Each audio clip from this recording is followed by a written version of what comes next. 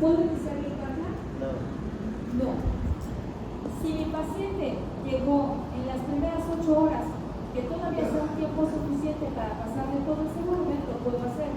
Pero, por ejemplo, este ejercicio que hicimos, teníamos que administrarle 5.000, 6.000 mililitros. Si mi paciente llegó 3 horas antes de que se acabe el Parkland, ¿le puedo pasar los 6.000 mililitros? ¿Qué oyen allá? ¿Sí? ¿Le vas a pasar 2 litros por hora? No. Es demasiado, vas a generar una congestión cardíaca. Entonces, lo indicado no es que tú le administres tanto dosis. ¿Qué vas a hacer? Lo que vas a hacer es iniciar con los líquidos de acuerdo a los requerimientos que tengan. ¿Cuáles son los requerimientos? A ver, aquí les dije cuáles son los requerimientos basales. De 10 a 20. Levante la mano, ¿a quién se los dije? ¿Algún grupo no le dije? A todos se los dije. Entonces, podemos iniciar con nuestros requerimientos, pero como es un paciente que está quemado, no van a ser requerimientos basales. Vamos a tener los requerimientos aumentados. O sea, me puedo llevar hasta 30 o hasta 32 mililitros por kilogramo de peso. ¿Y cómo voy a verificar que esto esté funcionando? Muy fácil.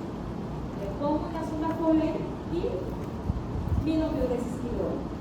Y así puedo valorar si mi paciente está en oliguria, tal vez necesite un poco más de volumen. Por ejemplo, si mi paciente estaba con 25 mililitros por hora, que le estoy administrando de soluciones, y está disminuyendo su resis, yo le puedo aumentar la dosis de los líquidos para que el paciente mejore la resis. ¿Sí? ¿Ya se entendió? Más o menos. ¿Qué es la parte que no se entendió?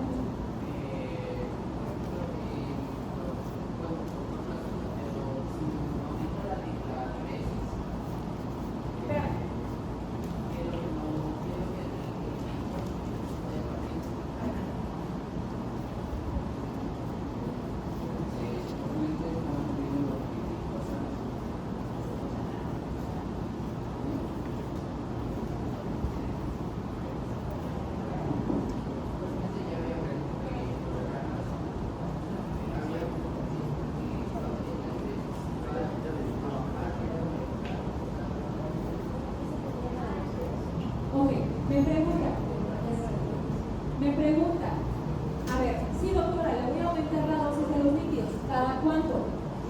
Es una buena pregunta. Yo lo que voy a hacer es, ya identifiqué que mi paciente tiene disminución de la obesidad. Bueno, lo que voy a hacer es aumentar mis líquidos, ¿ok? Y voy a seguir monitorizando. Le voy a dar un lapso más o menos de unas 2 horas en lo que empieza a distribuir y veo si el paciente mejora. Aquí que es lo importante, si tu paciente ya estaba disminuyendo la uresis, por ejemplo, ya tenía menos de los 30 mililitros, entonces tú vas a observar hora con hora si la uresis por lo menos no disminuyó más. Si ves que no disminuyó más y te empieza a aumentar, vas bien, ya no necesitas aumentar más. Si tú notas que tu paciente sigue disminuyendo la cantidad de orina, entonces a lo mejor necesitamos otro poco, ¿sale? ¿Cuánto? La verdad es que es muy variable. Tenemos varios métodos para identificar si mi paciente requiere más volumen. La primera es lactato. El lactato es un determinante porque se va a formar cuando tenemos disminución de la perfusión vascular, ¿vale? De la perfusión a nivel tisular. Por lo tanto, cuando hay elevación de lactato me habla de hipoperfusión. Y muchas de las veces esta hipoperfusión está ocasionada porque no hay circulación sanguínea eficiente. Si le meto más líquido, circula mejor. ¿Okay? Pero también a veces lo que ocurre es que ya está circulando, pero ya no está perfundiendo por daño celular. Entonces, también tengo que valorar cómo voy a saber si le meto más o no. Una parte muy importante es sacar sus balances de líquidos. ¿Se acuerdan que les había dicho? Tenemos que sacar balances. ¿Qué es eso? Bueno, voy a contar todo lo que le estoy metiendo y a eso le voy a restar todo lo que le estoy sacando. Pipí, popó, saliva, sudor. Entonces voy a cuantificar las pérdidas que son sensibles y las pérdidas insensibles, ¿ok? Y eso se lo voy a restar a lo que le estoy metiendo. Soluciones, agüita, comida, el medicamento que le metí 10 mililitros, todo, ¿ok? Y voy a tener un balance. En un paciente quemado, voy a tener que tener un balance positivo. En cualquier otro contexto, paciente chocado, paciente con otro problema, voy a tener que tener un balance o neutro o discretamente positivo. Pero en los quemados sí ya voy a tener que llevar un balance más positivo. Ahora, ¿qué tan positivo lo puedo permitir en un paciente quemado? Ok, cuando ustedes noten que el paciente tiene un balance positivo de más de 1000 y el paciente no mejoró la uresis, ya no nos va a ayudar. Ya está con una lesión renal establecida y muy probablemente incluso necesite diálisis, ¿sale? Pero si tratamos esto en las primeras 24 horas, cuando estamos iniciando el Parkland, el paciente les va a responder. Sí, en las primeras 24. Para términos de examen también vamos a realizar el cálculo de la balance o No, balances no les voy a pedir, porque para eso tendría que darles yo una hoja donde diga cuánto y no. Pero es importante que ustedes, sí, no nos voy a complicar más, ¿no? Pero es importante que ustedes sepan que existen los balances. No los quiero urgenciólogos, quiero que salgan buenos médicos generales. Y muchas veces no conocen eso, entonces tienen que saberlo, porque además probablemente 2/3 partes de ustedes hagan una residencia. ¿Vale? A lo mejor en el primer año, digo, no los conozco, no los he evaluado, pero como los veo, yo creo que una tercera parte va a quedar a la primera. Los otros van a quedar en la segunda vuelta. ¿Vale? No es para que se desanimen, pero la verdad es que considero que el hecho de que queden en una segunda vuelta no está mal, ¿ok? Pero obviamente estamos trabajando para que todos queden en la primera, ¿cierto? O sea, ese es el objetivo. Y si quedan en una residencia, si ustedes así lo quieren, y si lo quieren van a quedar. Si ustedes quieren quedar en una residencia, van a necesitar esto. Si son traumatólogos, si son cirujanos, si son lo que sean, si están a nivel clínico, lo van a tener que utilizar. Entonces, es muy importante que ustedes sepan y aprendan a manejarlo, ¿ok? Para que cuando estén ahí digan, sí, la doctora me dijo, ¿ok? Y ya más o menos tengan una idea. ¿Dudas? ¿No? ¿Seguros? ¿Uresis kilo hora quedó? ¿Los valores de la uresis quedó? Ok. Entonces, ¿qué voy a hacer?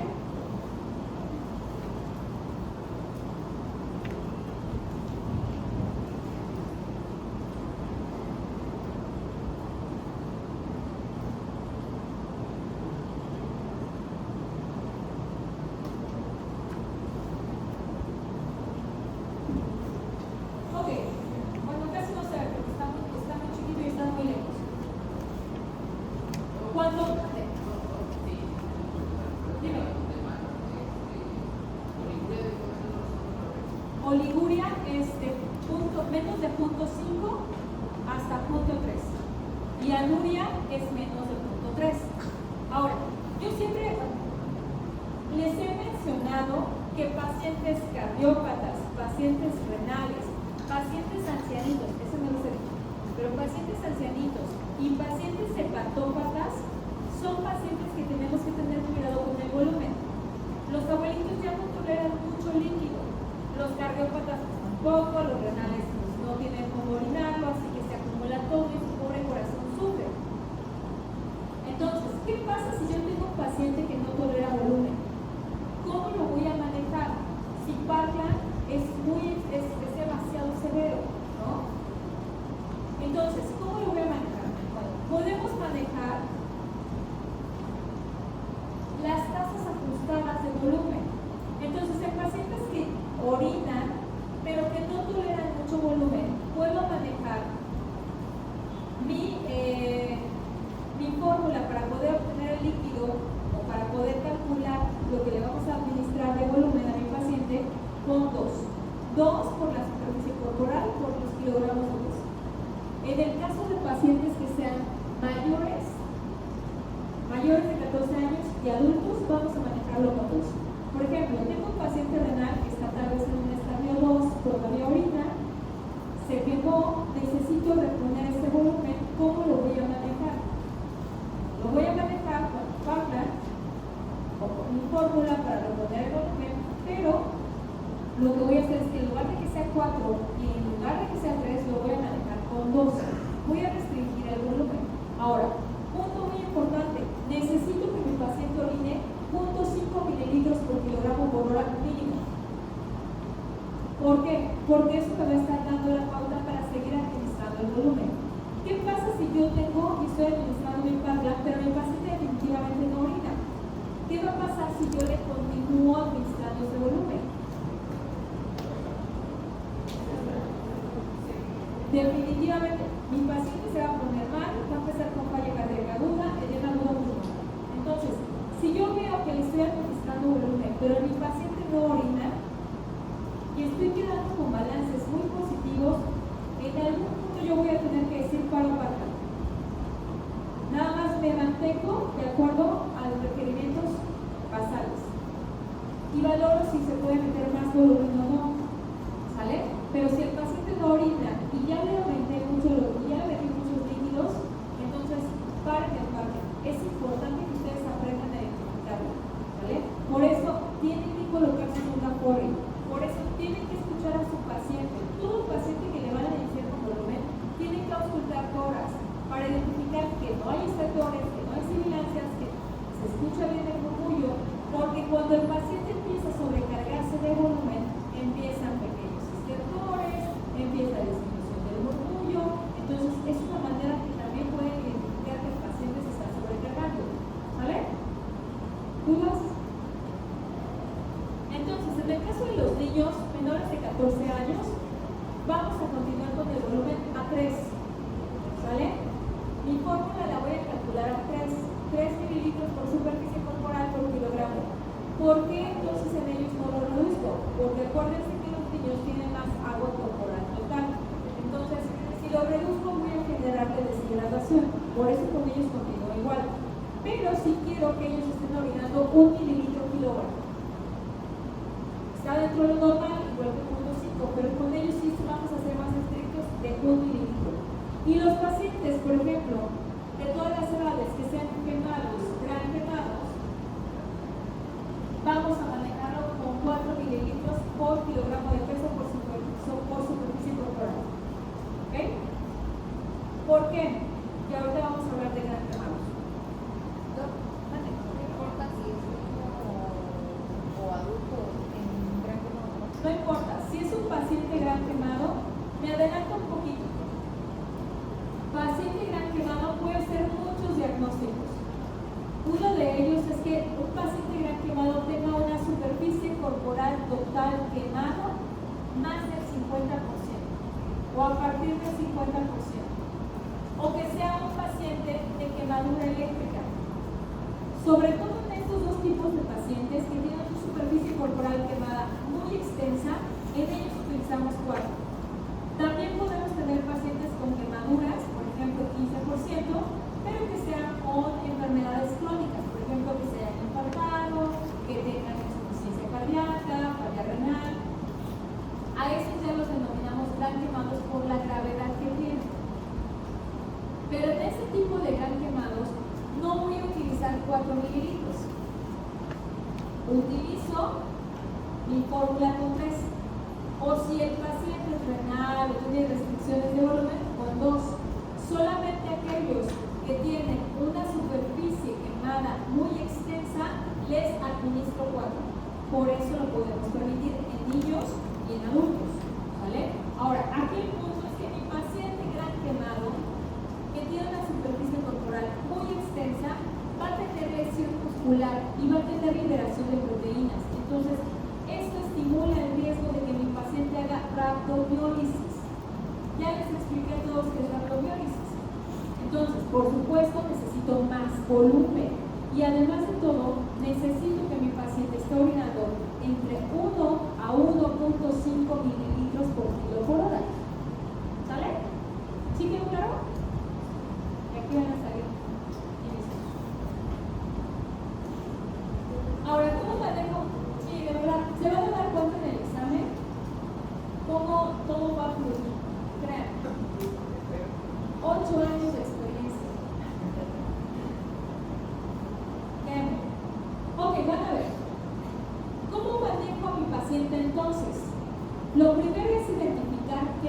de quemadura tiene. Si es una quemadura eléctrica, si es una quemadura por álcalis, por ácidos, ¿ok? Para darle manejo inicial. Es diferente. Ya habíamos mencionado que pacientes con quemaduras por sustancias químicas, lo que va a pasar es que vamos a tener primero que limpiar la superficie para posteriormente lavar. ¿Se acuerdan? Ahora, un paciente con quemadura eléctrica es diferente.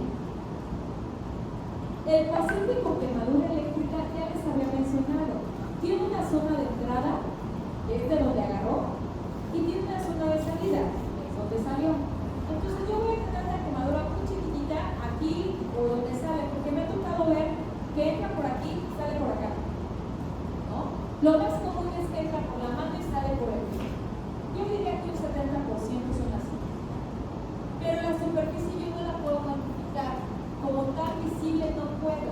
Entonces necesito manejarle la superficie corporal al 50%. Y esa es otra cosa que creo que les mencioné. Paciente que está con quemaduras de más del 50%, en el Parkland se va a calcular 50. Si mi paciente tiene 55% de superficie corporal quemada, yo voy a calcular el porcentaje en Parkland al 50. ¿Sale? Si mi paciente tiene 80% de superficie corporal, 50. Y los pacientes quemados, ya por ser quemados eléctricos, vamos a calcular la superficie corporal a 50. Entonces, solo por eso ya los denominamos gran quemados. ¿Ok? Otra de las partes importantes es que los pacientes que tienen quemaduras eléctricas tienen alto riesgo de arritmias cardíacas. Entonces, parte inicial del tratamiento, en la fase de evaluación inicial, ellos merecen que se les tome un electrocardiograma para descartar que no haya arritmias cardíacas. ¿Ok? Entonces, eso es una parte muy importante. No hay arritmias cardíacas, sigo con lo demás. ¿Ok? Vamos a ver el tratamiento de urgencia, que básicamente este tratamiento de urgencia que ponen ahí es el tratamiento que van a dar los paramédicos, que es quitar la ropa, vamos a enjuagar si la zona está sucia y se cubre con una sábana limpia. Pero en los hospitales a veces llegan así, sin que los canalicen, sin que les quiten nada. Entonces nos toca hacerlo en el hospital. Hay que quitar todo, limpiar la zona y en ese momento, si tenemos la posibilidad, de una vez se hace el lavado mecánico. Lavado mecánico es en quirófano. Pero si no hay la posibilidad, se hace en el área de choque con todo estéril. ¿Okay? Se quita ropa, se quitan linternas hasta que la piel queda bien, sin nada de lesiones a nivel de la piel para evitar que se vaya a contaminar. De ahí vamos a ver a la fase de evaluación inicial. Entonces, este paciente vamos a evaluar en el triage. ¿Qué grado de triage va a ser? ¿Cuál sería? ¿Naranja? Ah, bueno. Gran quemado rojo. A ver, ¿el rojo qué es? Que requiere atención inmediata. Reanimación inmediata, porque tiene una parada cardíaca inminente. ¿Él lo tiene? No. ¿Sí? ¿Se va a parar? Sufren mucho los quemados, duran 2 o 3 días. Si no les hacemos nada. Naranja es que tiene alto riesgo de que tenga parada cardíaca. Si mi paciente es quemadura eléctrica, es naranja, porque tiene alto riesgo de hacer arritmias cardíacas. Si mi paciente tiene una quemadura de más del 50% de superficie corporal, es naranja. Si mi paciente es un gran quemado, que ahorita les voy a explicar bien cuáles son los criterios de un gran quemado, es naranja. Pero si mi paciente tiene quemadura del 30% de superficie corporal, es amarillo. Sí. A menos que tenga alguna otra situación de gravedad, ¿no? Que haya sido con traumatismo craneoencefálico, ya eso me lo cambia y cambia la gravedad. Ya de hecho lo pone como un gran quemado. Entonces, naranja. ¿Ok? Vamos a valorar, hacer la valoración primaria. ¿Se acuerdan cuánto tiempo tenemos que tardar para hacer la valoración primaria? No más de 10 minutos, no más de 10 minutos, ¿no? Entonces, hacemos la valoración primaria en 10 minutos, que es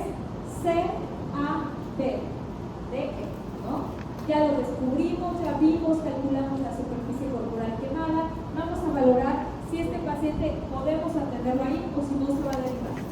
¿Okay? Que generalmente estos pacientes tienen que ser atendidos mínimo en un segundo nivel o un tercer nivel. ¿Sale? Y vamos a iniciar con las medidas generales. La reanimación. ¿Ya vimos? Luego, les había comentado que en un paciente quemado, los dos grandes puntos para tratar a este paciente es con líquidos, que ya lo vimos, y vamos a tratar con los analgésicos. Los analgésicos tienen que ser mínimo opiáceos u opioides, porque el dolor es muy severo. Si ya ustedes se han quemado un dedo, han sentido, ahora imagínense una quemadura del 25% de superficie corporal. Los pacientes tienen mucho dolor y si yo les doy solamente un paracetamol, no va a quitar nada de dolor. Entonces, de preferencia tienen que ser con opiáceos o opioides, pero que tienen que estar en infusión continua. ¿Qué quiere decir infusión continua? Que le está pasando el goteo todo el tiempo. ¿Ok? Por eso los opiáceos que yo tengo que utilizar de preferencia van a ser intravenosos. ¿Vale? Entonces, ¿ya han escuchado de la escala analgésica de la OMS? ¿Ya hablamos de eso? Acá, la escala analgésica de la OMS marca 3 escalones.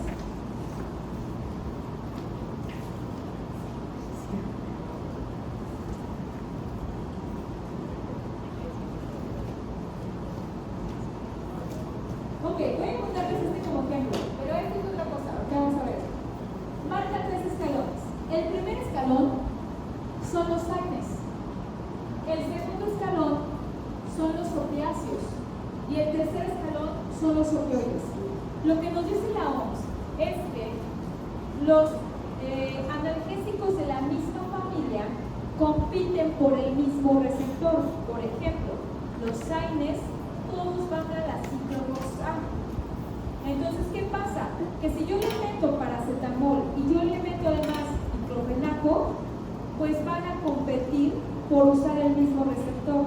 Por lo tanto, la potencia analgésica disminuye. En lugar de que 2 analgésicos AINES que ayuden a que se le quite el dolor completamente, pasa todo lo contrario.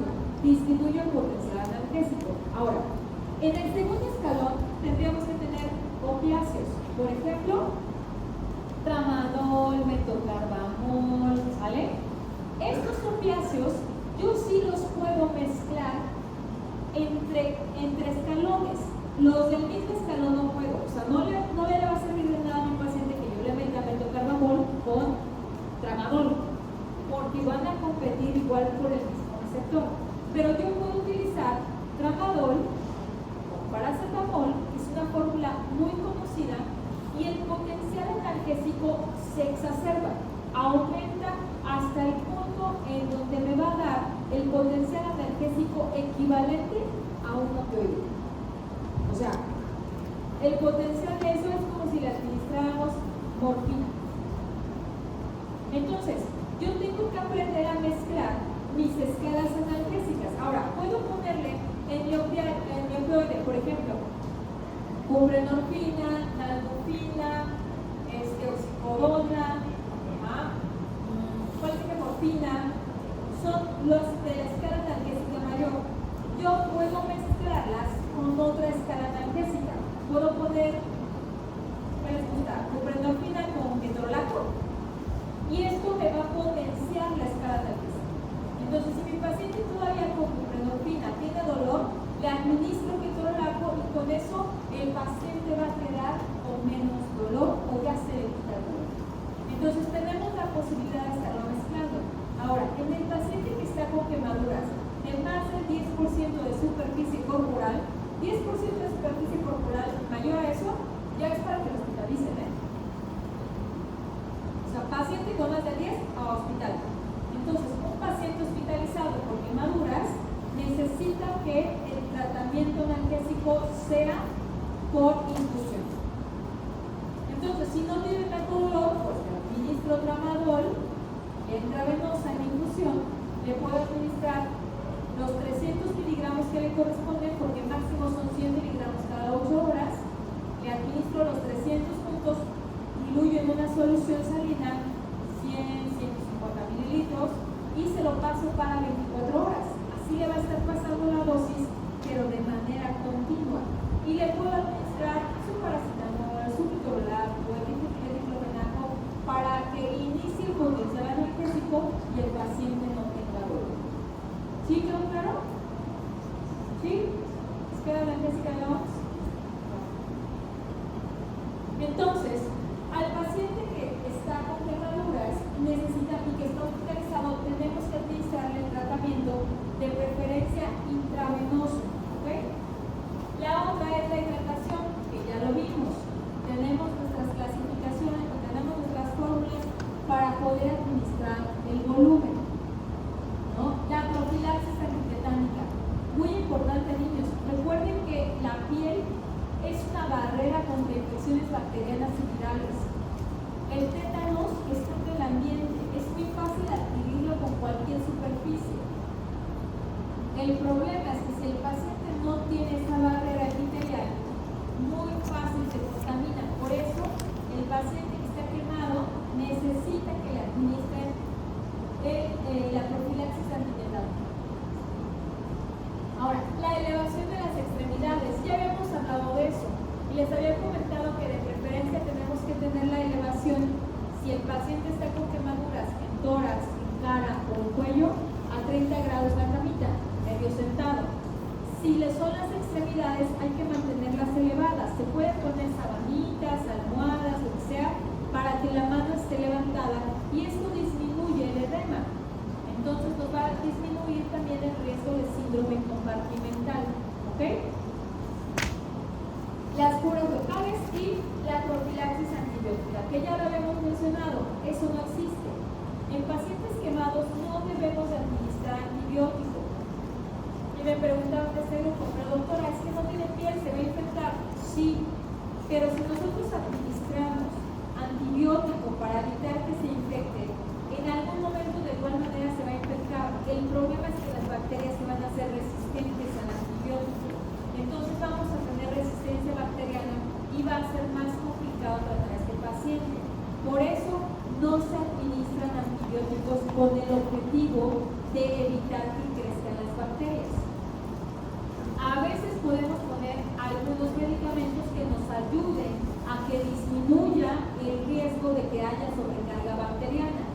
Por ejemplo, podemos administrar bacteriostáticos, no bactericidas, porque si no lo alcanzan a matar, también los van a ser resistentes. Uno de los bacteriostáticos de preferencia que se utilizan en los pacientes quemados es sulfadiazina de plata. La sulfadiazina de plata es una cremita que le ponen a los quemados. ¿Okay? Esto, la plata, si ustedes no saben, es un bacteriostático. ¿Qué hace? Evita que haya más formación de bacterias y multiplicación de bacterias. Lo pueden tomar a veces como bactericida. ¿Han visto el líquido este con el que le echan a las verduras? ¿Saben de qué está hecho? De plata. De plata. Así que nos estamos contaminando con plata. Eso. Pero cuando le ponemos al paciente la crema, la sulfadiazina de plata, evita que haya crecimiento bacteriano. Ahora, acá hay un punto importante. ¿Ustedes sabían que las fotografías, el principio básico de la fotografía es la oxidación de la plata? ¿No? Los reveladores generalmente que usamos van a ser de plata, o sea, tenemos la base de plata, que es la hoja donde va a estar la fotografía, tiene plata. Se revela únicamente en la zona donde están las imágenes y después se fija la plata, ¿sale? Para que quede la imagen y queda oscura la plata. Ahora, imagínense que a mi paciente le voy a poner, sí. ¿Por qué sé? Soy fotógrafo. Para sus etapas finales. Entonces, cuando nosotros ponemos al paciente, le ponemos sulfadiazina de plata, lo exponemos a la luz solar o incluso a esta luz, lo que va a pasar es que la plata se va a oxidar. El problema es que la plata se mete en los poros y se fija, y el paciente va a quedar con la piel oscurecida, va a quedar oscuro.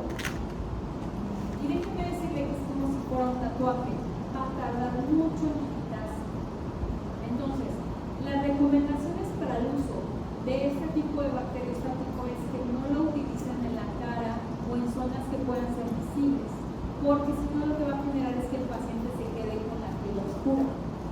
En cualquier otra área, pues no lo ven, no pasa nada, pero en su cara no, porque deja más secuelas estéticas. ¿Vale? Entonces no creo que alguno de ustedes quisiera terminar con esas secuelas estéticas. ¿Ok? Ahora, ¿qué pacientes vamos a transferir?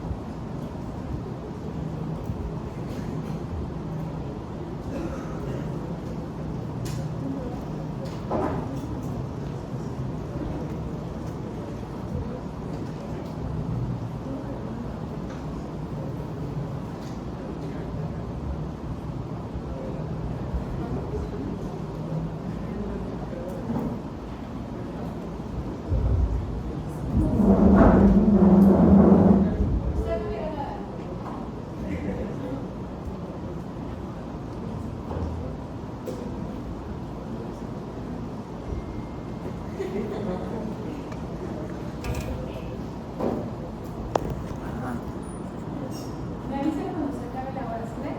Cuando sean las 4 me avisan, por favor. Ok. Entonces, ¿cuándo puedo yo atender a un paciente en un área de urgencias y cuándo mi paciente amerita un área más especializada? ¿Vale? ¿Cuándo amerita choque o cuándo amerita terapia intensiva? Cuando yo tengo un paciente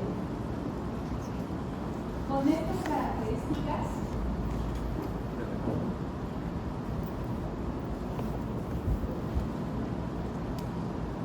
por ejemplo, que yo tenga un paciente con un índice de gravedad más de 70 puntos o quemaduras A, B o B, más del 20% de superficie corporal. ¿Qué les estoy diciendo? Que mi paciente tenga quemaduras de segundo grado profundo, de tercer grado, más del 20%. Ese es un paciente que tiene un índice de gravedad más del 70%, o sea, el porcentaje de mortalidad es muy alto. Este es un paciente que amerita el área de terapia intensiva. O pacientes que tengan quemaduras respiratorias, quemaduras de vía aérea. Ya aprendimos cómo identificar los probables, los pacientes que tienen probabilidad de quemadura de vía aérea, ¿vale? O con intoxicación y que tengan elevación de carboxiemoglobina, o solamente la sospecha de que la tengan.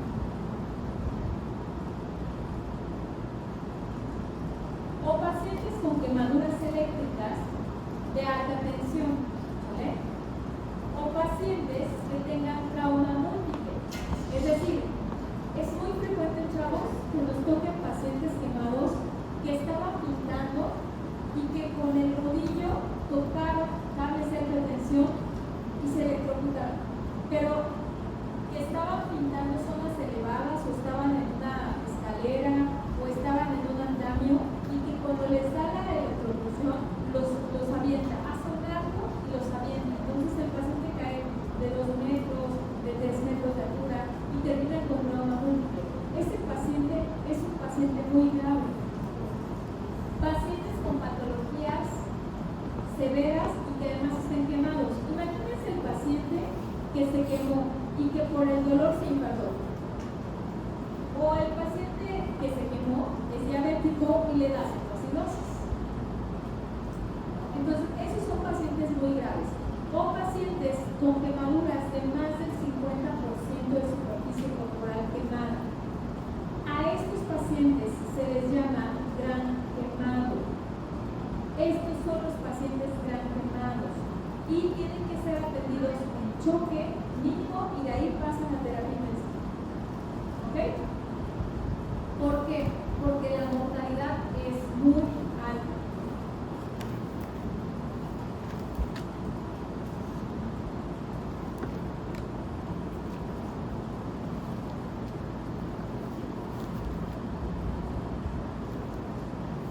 Ahora, con los pacientes que son gran quemados, muchos de ellos tienen un porcentaje de superficie corporal muy extensa quemada, tenemos que ver.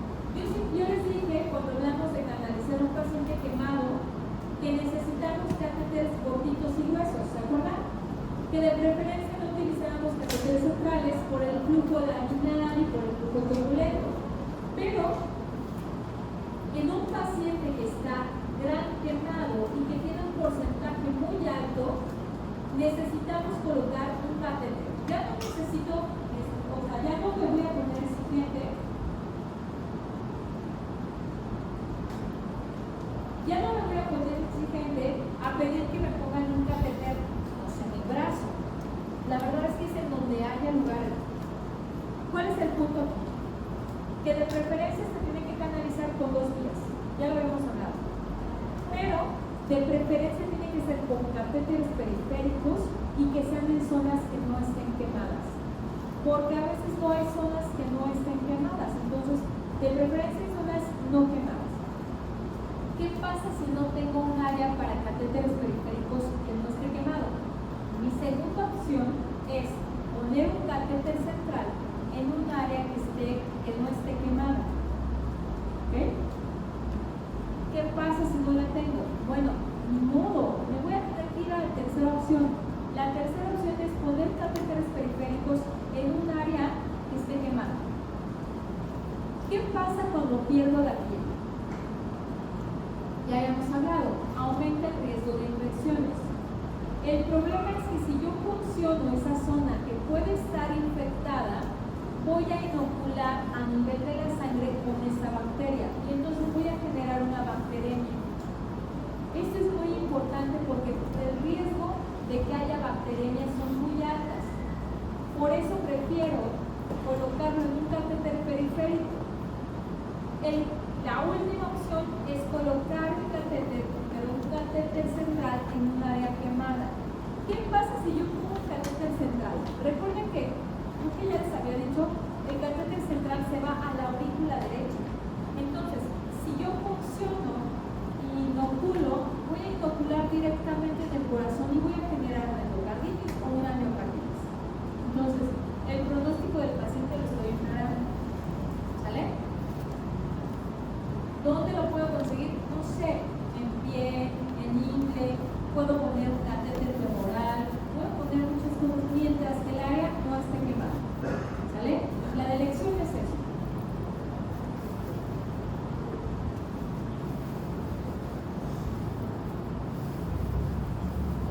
Ahora, en el caso del paciente que ha quemado,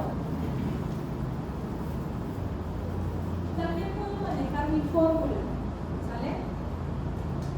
Normalmente en Parkland te dicen, acuérdense que decíamos que eran 4 mililitros, pero en el Parkland de un gran quemado te dicen que utilices de 5 a 6, por eso no lo vamos a utilizar, ¿sale? Vamos a utilizar nuestra fórmula, pero calculando con 4, que es lo que veíamos hace rato, ¿ok? ¿Por qué les pongo esto?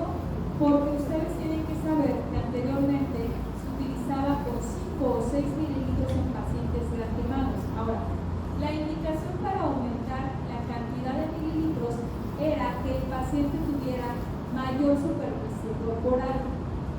Por ejemplo, pacientes con quemaduras eléctricas o con pacientes que tuvieran quemaduras más del 50%. Actualmente lo seguimos usando así, pero con 4 mililitros y solo para esos pacientes. ¿Vale? Imagínense el paciente impactado con 20% de superficie corporal quemada y le voy a estar metiendo más volumen. Eso no nos va a ayudar.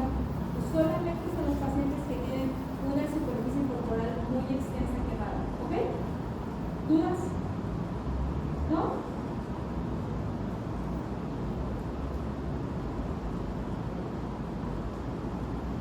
Y pues en el caso de los pacientes que están gran quemados, definitivamente tenemos que usar opioides, ¿sale? Y tienen que estar en el uso.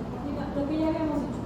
Si mi paciente tiene quemadura del 11%, pues a lo mejor con un medicamento Torolato o Tramadol, el paciente le calma el dolor. Pero un paciente que tiene un mayor porcentaje o que tiene quemadura de vía aérea, chicos, ese paciente no va a aguantar con eso. Entonces hay que ponerle un opiáceo y infusión continua, ¿vale?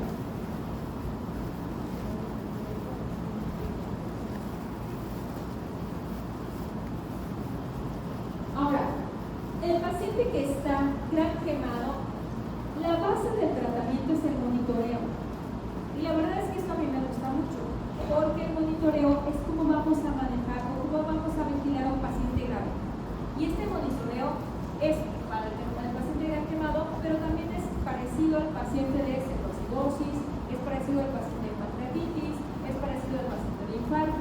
porque la vigilancia es lo que vamos a dar. A ver, primero que nada, vamos a ver cómo están sus signos vitales. ¿Se acuerdan que lo habíamos visto desde el algoritmo de triage?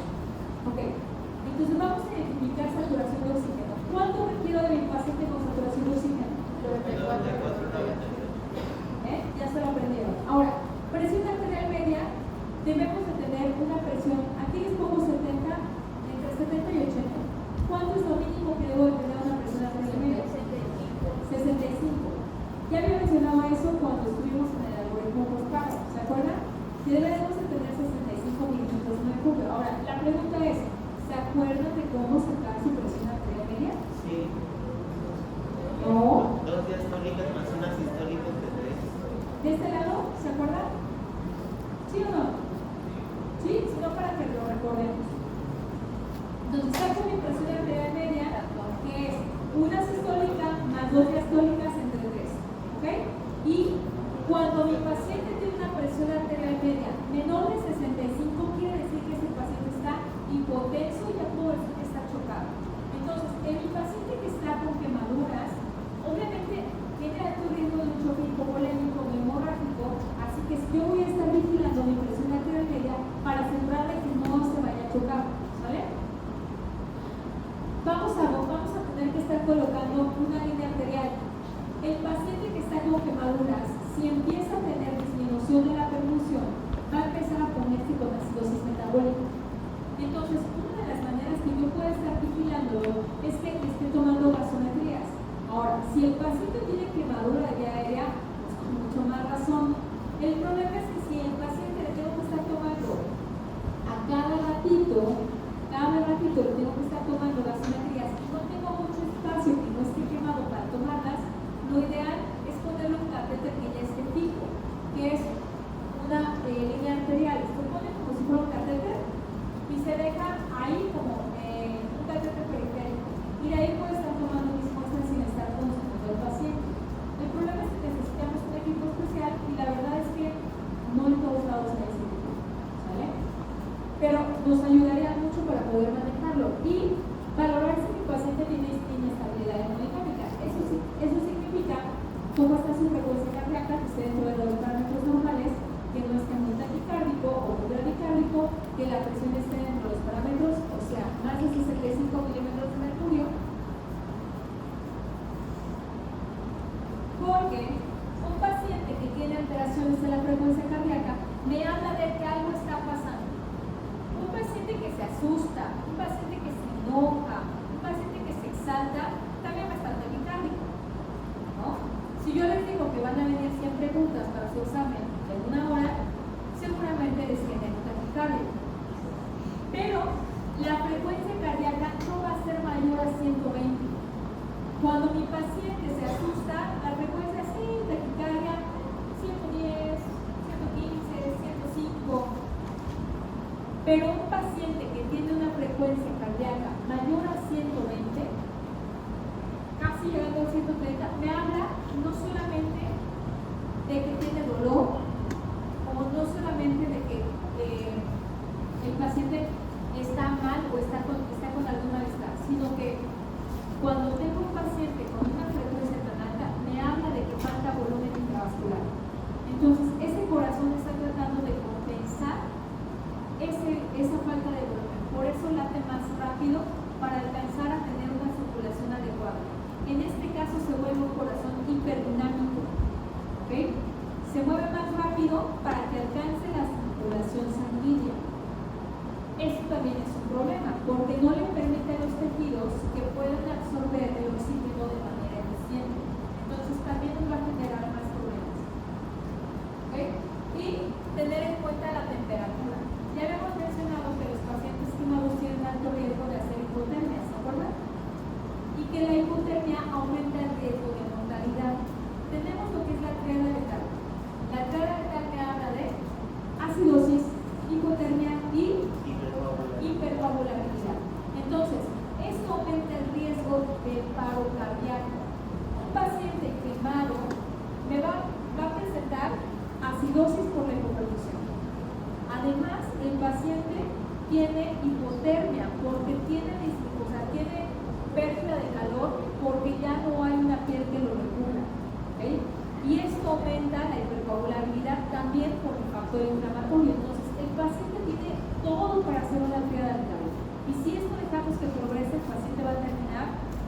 coagulación intravascular diseminada, falla orgánica múltiple y va a fallecer. ¿Sale? ¿Sí? ¿Se entiende? O les estoy hablando de cosas más complicadas. ¿No? ¿Sí se entiende?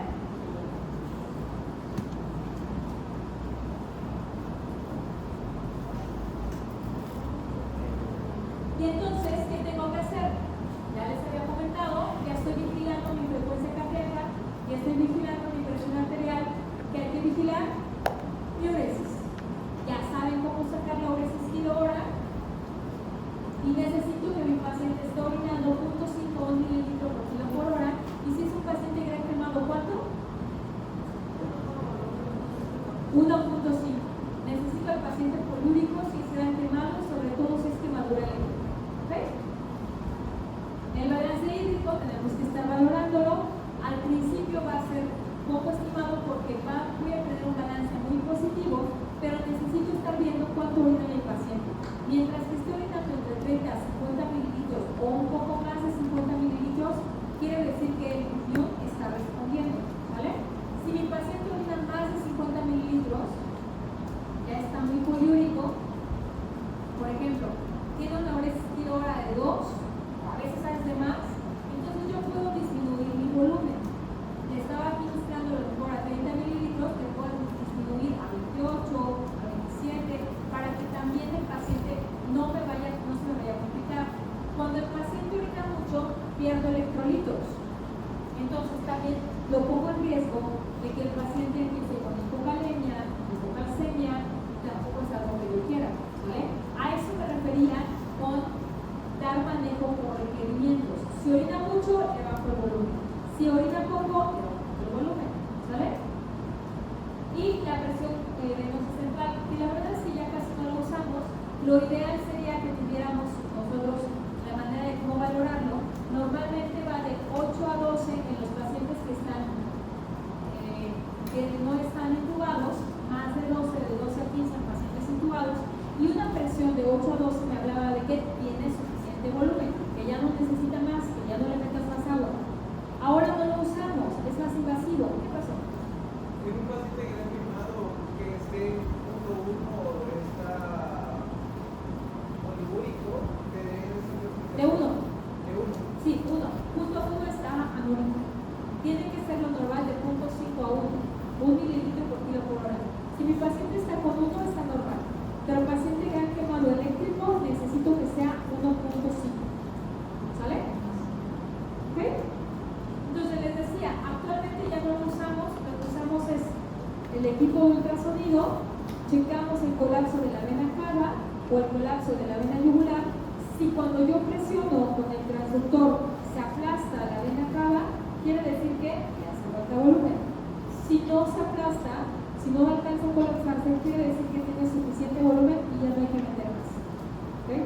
Pero no en todos lados tenemos eso. Entonces, como podemos verlo también es con la uresis. ¿Vale? Eso es lo que nos va a delimitar si el paciente tolera o no tolera más volumen. ¿Ok?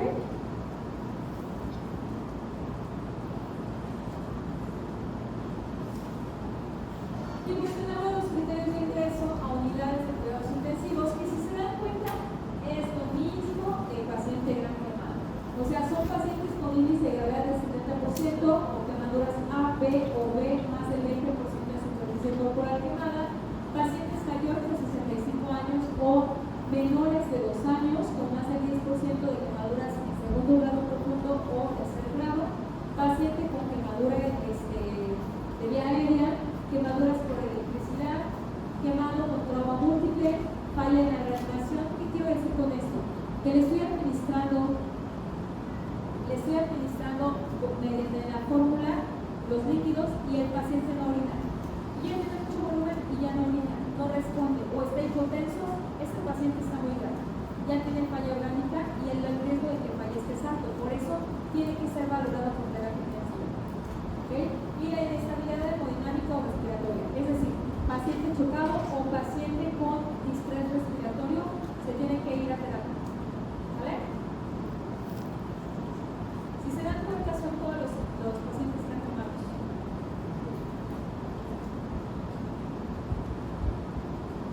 Ahora, las quemaduras en zonas especiales que ya habíamos hablado, y tenemos que tener cuidado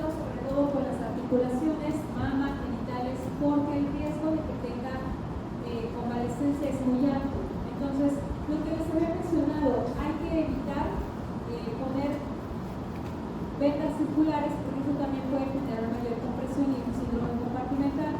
Tenemos que separar las articulaciones para evitar que vayan a empezar a revitalizar y posteriormente necesitemos terapia o necesiten cirugía plástica. Las extremidades que están quemadas, evitar dejarlas abajo, mantenerlas arriba para que disminuya el edema y evitar los síndromes compartimentales. Y valorar si el paciente tiene compromiso a nivel circulatorio que pudiera estar generado por un síndrome compartimental para hacerle para darle tratamiento, hacerle la lesión en las esclerotomías para que podamos liberar la presión y no vayamos a tener lesiones. Las quemaduras en cara, la sugerencia es que se haga con agua que esté agua estéril y que no se ponga nada en la cara, porque las secuelas estéticas son muy probables. Entonces, me ha tocado ver pacientes que les ponen gasas en la cara porque están quemados y en la zona, por ejemplo, aquí del cigomático, que es más grande, le dejan toda la gasa y no se le lavó en un día o 2 días y cuando retiras la gasa, el paciente ya tiene cicatriz con forma de la gasa. Y desafortunadamente, como ya revitalizó así, va a quedar con esa cicatriz. Entonces, aumenta mucho el riesgo y las quemaduras en manos para evitar que vayamos a tener pérdida de las extremidades, disminución de la perfusión o que vayamos a tener revitalización y después necesitamos la cirugía plástica. Y pues las quemaduras en glúteos y genitales, sobre todo son quemaduras en zonas especiales porque además tenemos un riesgo mayor de infecciones. Entonces aquí tenemos que tomar en cuenta que los aseos tienen que ser más frecuentes, porque si es una quemadura en zona genital y glúteos, aumenta el riesgo de que haya más infecciones. Y tiene que quedar de preferencia descubierto, ¿sale? Que no esté expuesto a riesgo de contaminación. Paciente quemado tiene que estar en un aislado. Las personas que entran a visitarlo tienen que estar completamente, tienen que pasar con su bata estéril, con sus guantes, no pueden entrar y contaminar, es como si fuera una zona blanca. Entonces, este paciente tiene que ser tratado con todo estéril, jabón estéril, agua estéril, todo, hasta el jabón se esteriliza, ¿vale? Para evitar que haya crecimiento bacteriano, ¿ok? Y en cuestión de los genitales hay que valorar si no nos va a generar escaras o necrosis que puedan llegar a comprometer los genitales, que incluso lleguen a necesitar amputación. ¿Vale? ¿Dudas? ¿Qué fórmulas vamos a utilizar para quemados? ¿Parque cuál? ¿Ok? ¿Dudas? ¿Seguros?